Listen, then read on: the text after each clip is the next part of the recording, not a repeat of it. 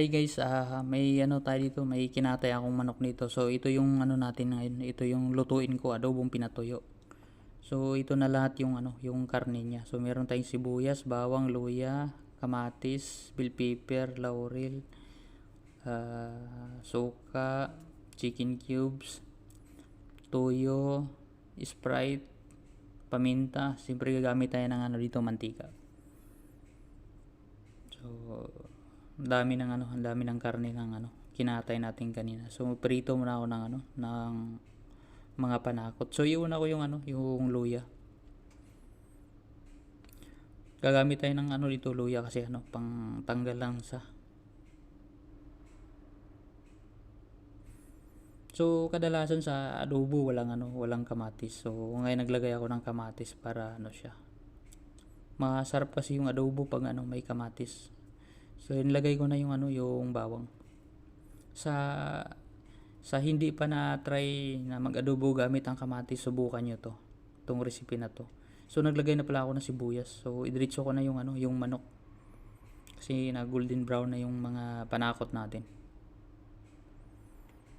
So palambutin natin ng palambutin tong ano, yung adobo natin kasi ano to, yung barako. Dito katulad nung nabili natin sa palengke na manok na 45 days na sobrang bilis palambutin. Ito maglaan tayo ng ano siguro mga 1 hour and 30 minutes siguro papalambot natin dito gamit yung Sprite. So takpan ko lang to tapos palabasin natin yung sariling katas niya. So ito lumabas na yung sariling katas niya. So ilagay na natin yung ano, ilagay ko na yung suka.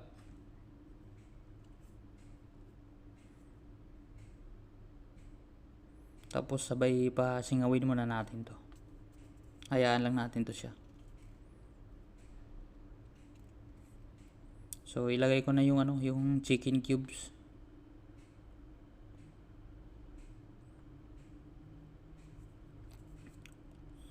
Tapos ilagay ko na rin yung paminta.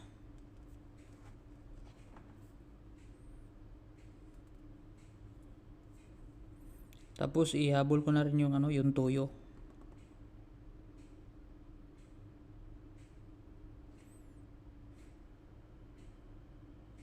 Pwede naman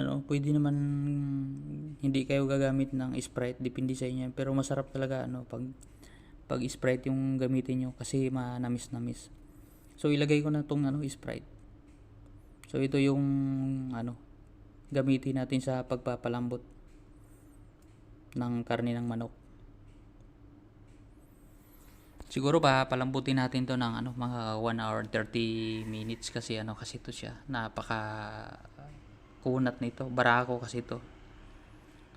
So ihabol ko na tong ano, kamatis. Yan, depende sa inyo walang kamatis. Pero para sa akin kakaiba yung adobo na ano, may kamatis. Sa hindi pa na try nito, subukan nyo to. So ito na, takpan ko na to, palabutin natin to ng 1 hour and 30 minutes siguro to.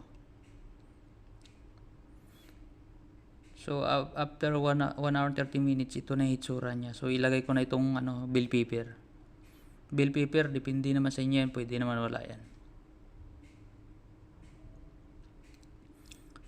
So mag-additional pa tayo ng mga 10 minutes dito para matuyo-tuyo to siya. So takpan ko muna to siya.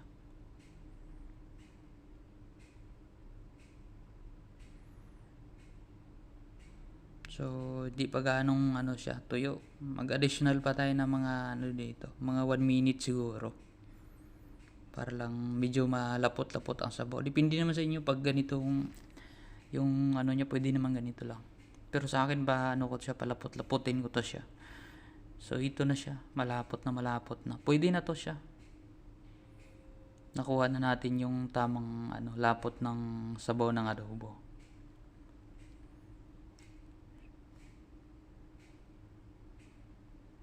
So okay na to siya. Luto na yung ano, adobong barakong manok. So thank you ulit sa panonood. Sana nagustuhan niyo yung recipe na inanda ko sa inyo ngayon. Thank you.